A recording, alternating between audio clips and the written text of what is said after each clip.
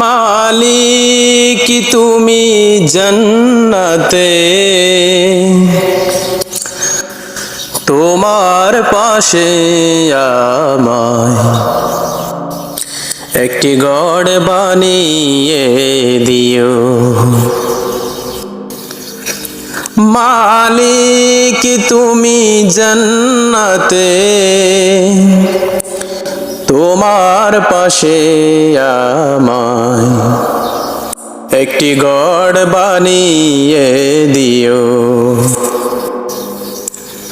সে জীবে শিকাময় মহাদিনে, তোমার প্রতিবেশী করে নিও।